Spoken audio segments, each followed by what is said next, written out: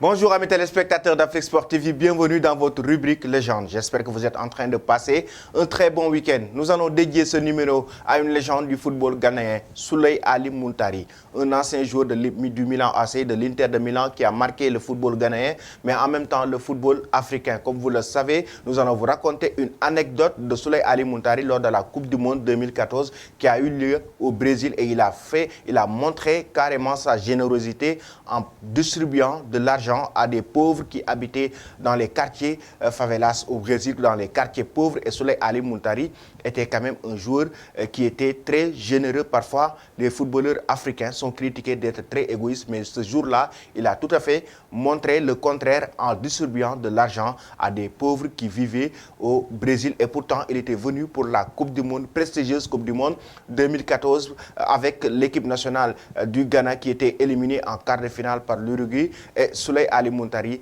a fait parler de sa générosité. Cette histoire avec notre confrère Edouard Abetou.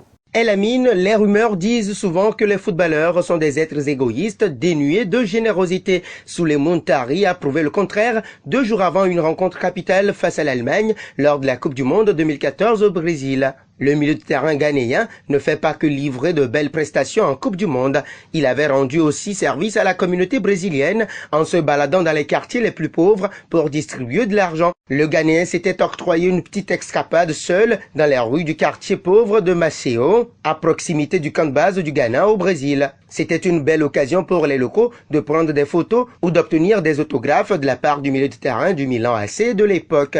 Ce dernier était même allé plus loin dans sa démarche en sortant des liasses de billets de sa poche et en les distribuant à la population. Avec un seul point au compteur, le Ghana devait jouer sa qualification sans Muntari qui était suspendu face au Portugal à Brasilia. Les habitants de ce quartier étaient très contents du geste de Muntari qui a prouvé une générosité extraordinaire à cette communauté brésilienne qui vivait des moments très difficiles.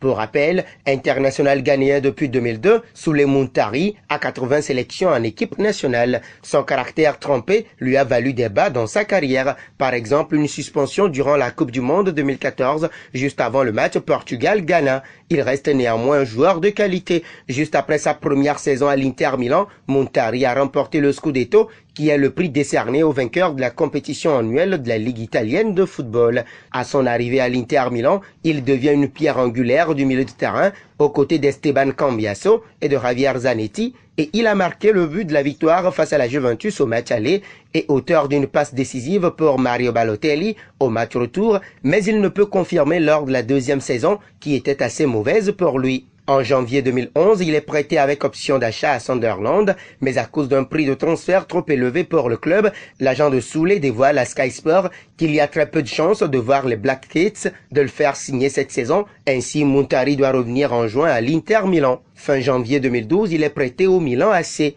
Que dire aussi de sa frappe spectaculaire face à la République tchèque durant la Coupe du Monde 2006, ou de son but magnifique face à la Guinée lors de la CAN 2008. Vous vous souvenez certainement de ce fameux match Uruguay-Ghana. Moment mythique, mais triste, où sans cette maudite main de Suarez, le Ghana de Souley Muntari allait devenir le premier pays africain à se qualifier pour une demi-finale de Coupe du Monde. Bref, hargne, combativité et fougue sont sans doute les qualificatifs qui nous viennent à l'esprit lorsqu'on pense à cet incroyable joueur. Et oui, Edouard, au-delà de sa générosité, Muntari ne se laissait pas faire sur le terrain.